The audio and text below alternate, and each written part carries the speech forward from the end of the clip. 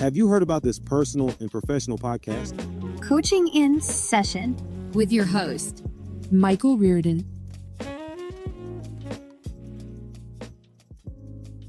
We are full swing in the new year. Things have already happened, and now we are off to the races and we're trying to make the best of the year.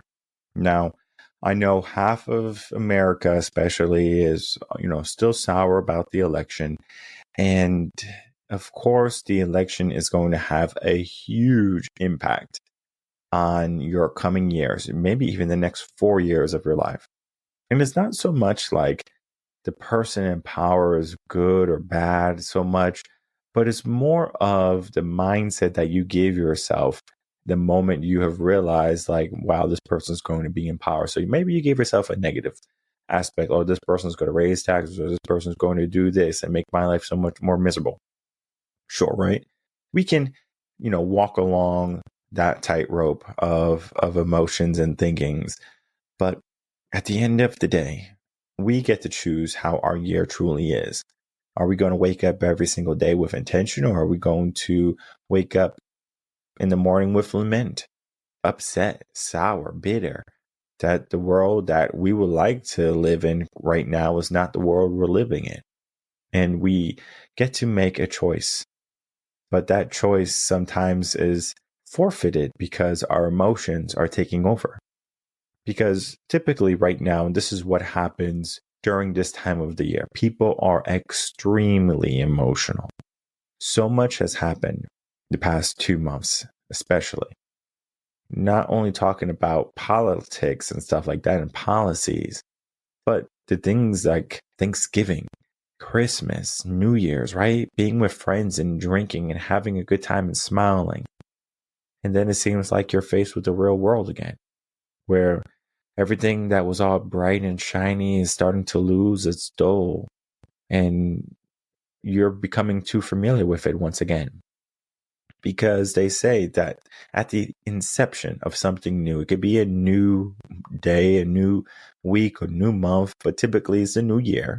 People wait for the next year to do something, and they have great success starting. But the problem with starting is that all you want to do? Do you just want to start? Some people say, I just want to start. But how many people have so many projects, like fixer-upper projects in the house? I'm not sure if you know anyone who's like, oh, yeah, I'm going to paint my living room, and they, take all the pictures down, but they don't paint the living room. Or maybe they do buy the paint, and the paint stays in the garage all the time. So it's good to start, but we need to be able to finish.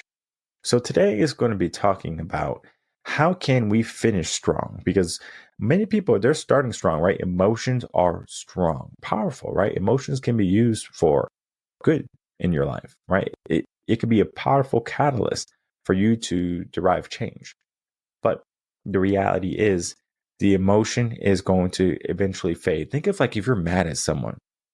I don't know how long you can be mad at somebody and then not forgive them, even if they did you wrong. And I'm talking about they did you dirty. At some point, you're going to say, what's the point in me lamenting on this? You're not. You're going to just say, whatever. You can say, let bygones be bygones. You can cut ties. You're not going to worry about the trivial things, because being upset is going to be trivial at some point in your life. Because on your deathbed, you're not going to look back and like, I would like to think about all the times I was mad. It doesn't happen. All right. There's a whole book, or just books. It's not just one book on people talking to people who are at the end of their life. And what they talk about is not so much about all the times that they were mad. They worry about, or they talk about, the good times. Sometimes they have regrets, of course. I wish I spent more time with my family. I wish I spent more time with my friends. I wish I wasn't such a people pleaser. I wish I didn't spend so much money on these things that don't mean anything to me. Whatever it is for you, that could be a regret. And you can find what those regrets are today. You can do the work, and you can figure out if the things that are meaningful to you today, will they be meaningful, meaningful to you later on. For example, I'll tell you a great example. And this is something like probably throws my wife for a loop, where a phone. Like when I was young, like I got my cell phone, my first Nokia, and it was like a navy blue one, and the battery, like was the one like if you drop the phone, the battery would come flying out, so you had to get a case to keep the battery and attached to the phone if the phone ever dropped and things like that. But it was a pretty good phone, even though it didn't have all the fancy features of our smartphones today. It was a phone that I valued immensely. And if anything happened to that phone, oh my God, it was the end of the world. Of course, I'm, a teenager. So like teens have to be connected with their friends and they have to be available at all hours. But today, hey, I'm in my 30s and, when this episode is airing, of course, but let me tell you, I can care less about my phone. It was funny because I had to go to Target the other day because my mom loves Target. I don't know why she likes Target, but she loves Target. So I had to go to Target the other day. She was talking about like a mug she didn't get. And I was like, okay, sure. I'll go to Target. I was like, all right, got to talk to the lady or stuff about this mug that she didn't get, that she paid for, and, some other things that she didn't need. And I was like, okay, great. So I'm in there with my phone with the receipt that she sent me via text. And then I give it to the lady, and the lady was an older lady. And she was like, hey, like take your phone because I don't want to take it. And I go, that's fine. I got more. And then she was like, what you say? I was like, it's okay. I have more phones. And then she was like, oh, okay. She was kind of thrown for a loop that I didn't care about my phone so much. Maybe it's because I had extra, I had backup. And I mean, I can lose both my phones. I have a business phone and personal phone. I can lose both my phones, and I probably have to get a third phone soon. Like now I'm thinking about it, but I don't want to think about it right now. If I lost both my phones, I would not care. I love leaving my phone behind. The worst thing that happens when I leave my phone behind is that I can't listen to an audiobook. That's the worst thing. And I don't listen to the radio because radio's garbage today.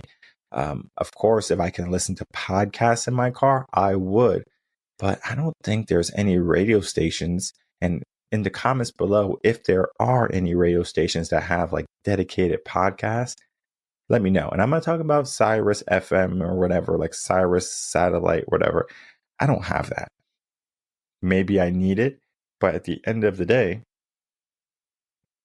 I just have to remember my phone if I want to listen to a podcast.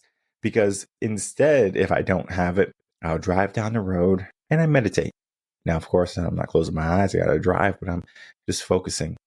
Maybe I look back at some of the things that happened, things that could be better, things that I need to get done, priorities that need my attention. Maybe I'm looking at candidates in my mind. Of course, I'm not looking at the papers or anything, but I'm looking at candidates for positions that we have available. And I'm just thinking of everything that needs to be thought. Because at the end of the day, I would like to kind of just be on cruise control with things that I have to do. I have my recordings, I have my client meetings, I have, my static high network clients that I have to meet on a weekly basis. I mean, things are smooth. Now, of course, there's always some hiccups there, here and there. And I know I'm going to have some hiccups in the next couple of weeks because baby number 2 is on the way.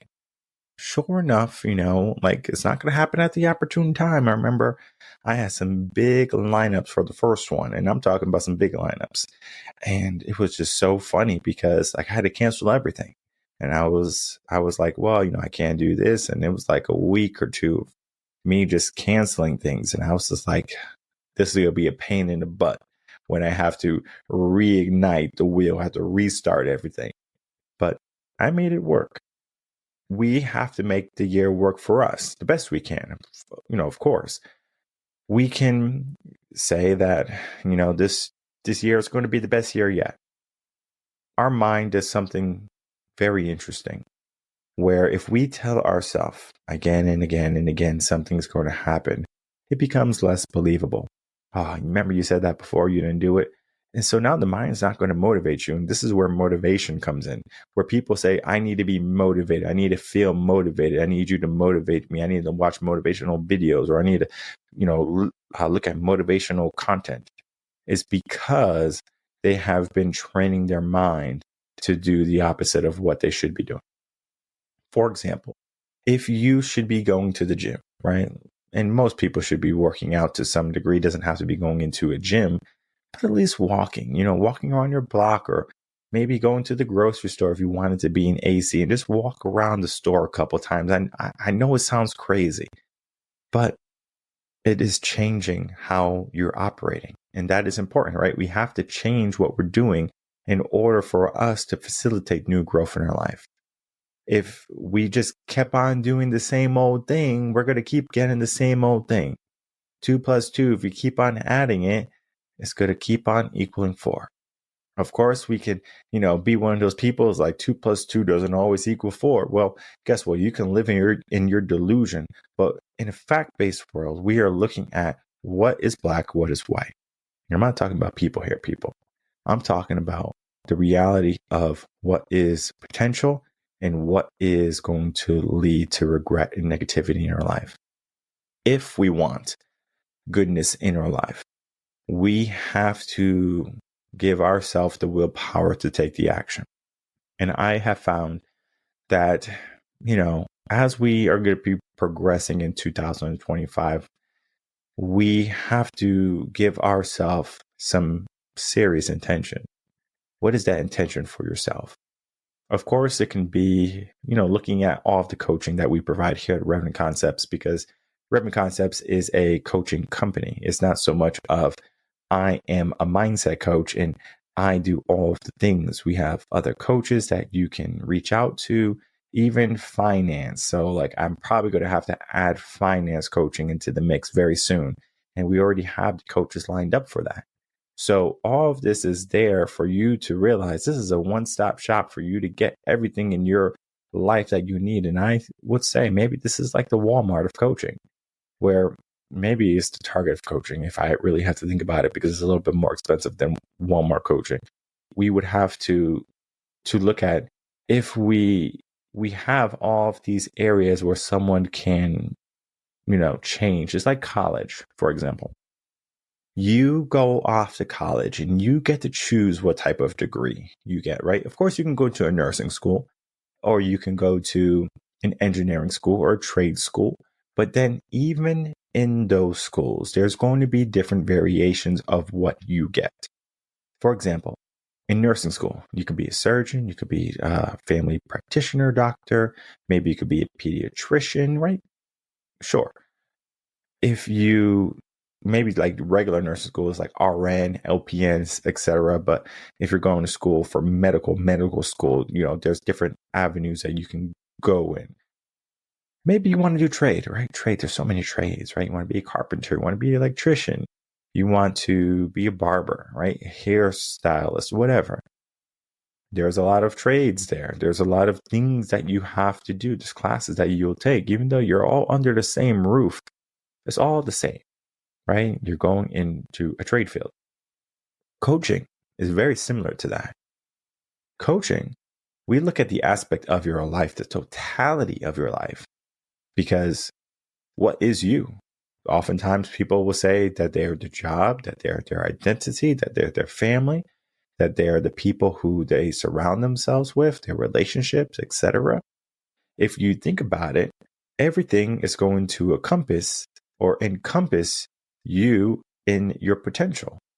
So that means you're surrounded by all of these things, and you have to bring into your circle the things that are going to help you grow. Think of it as like a cell in the body. It could be a cell anywhere. To be honest, it doesn't have to even be in the body. The cell takes what it needs.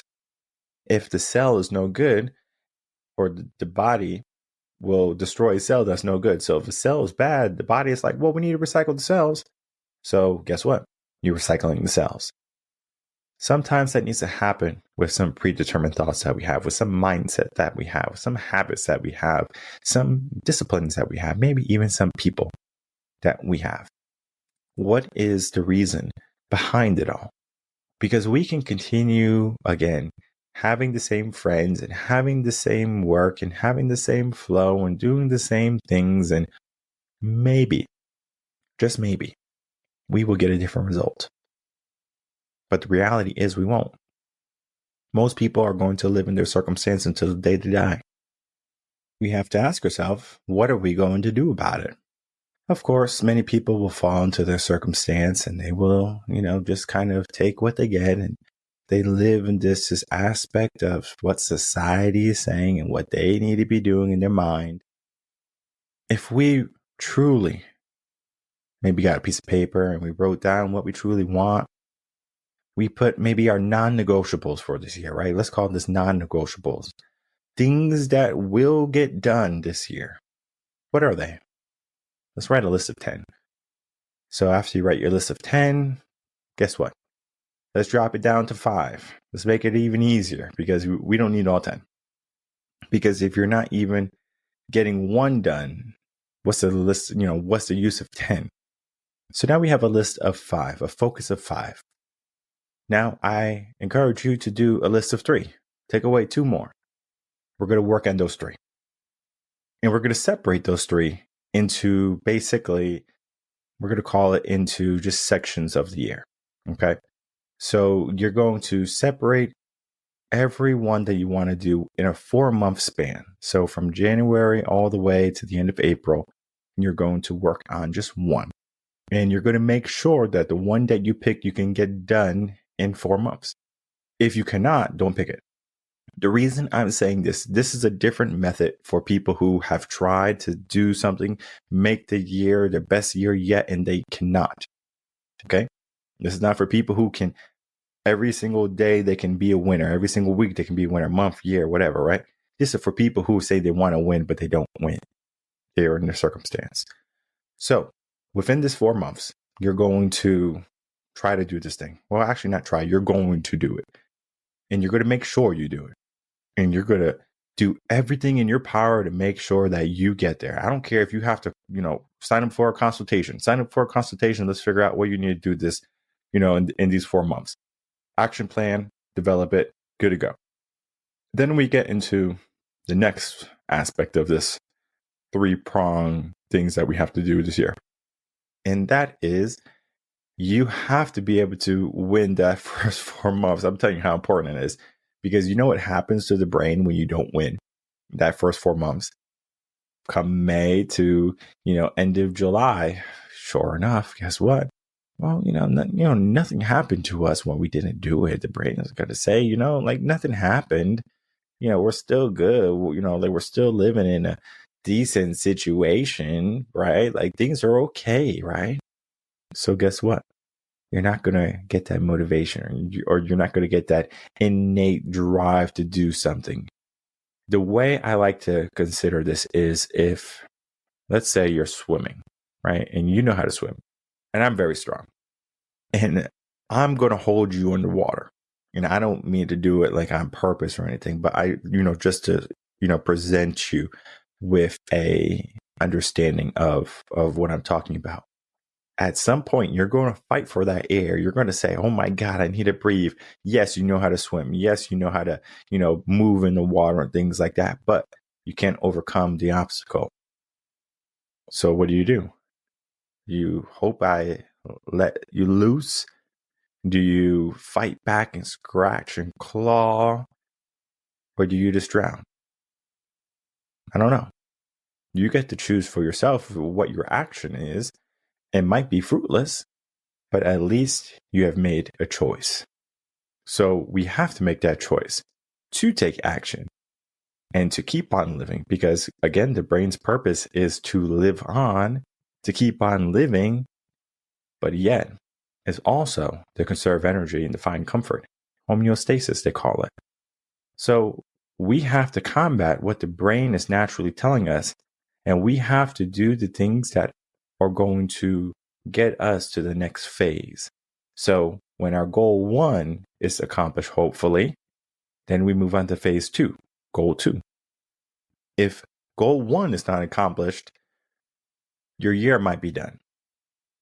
I don't mean to be the bearer of bad news, but you had 4 months to do something that was able to be done in 4 months. And remember, the first thing that you should have picked is the thing that should have been done.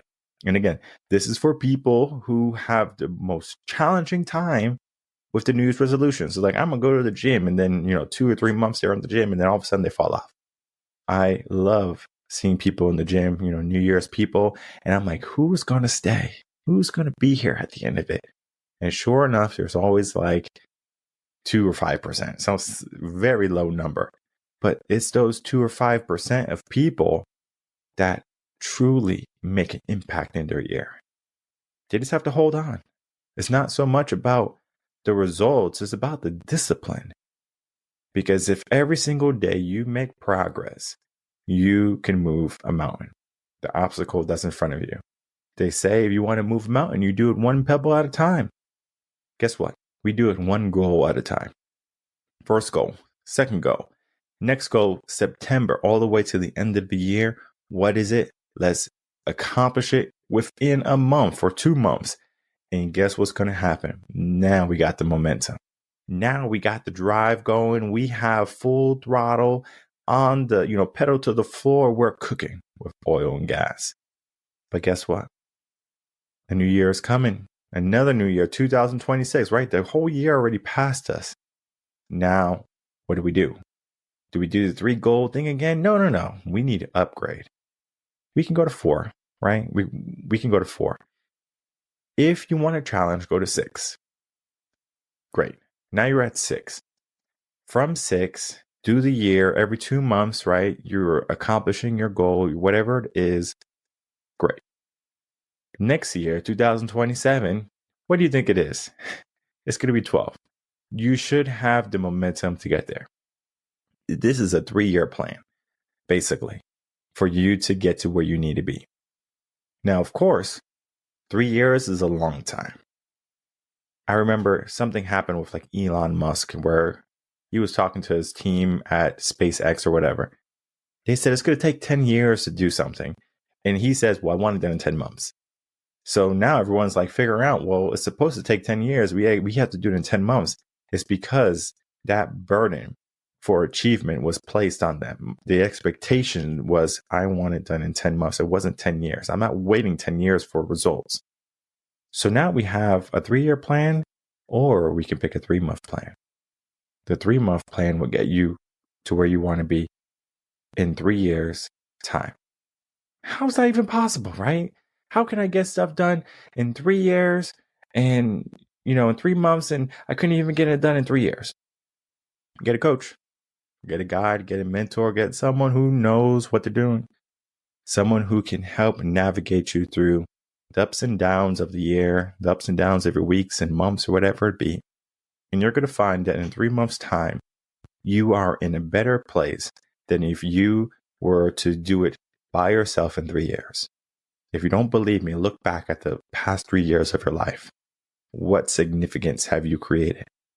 Have you developed that prosperous type of lifestyle that you envision for yourself? If you haven't, then sure enough, my words are already, reaching you, reaching your soul, reaching your energy. It's giving you this idea. Maybe, just maybe, let me ask for a little bit of help. Let me take a leap of faith. And sure enough, there's always going to be a net to catch. Of course, I'm not here to save you because I'm looking at you and you're struggling, but it's for you to reach out to my hand and for my hands to reach out to yours. And it's a team effort.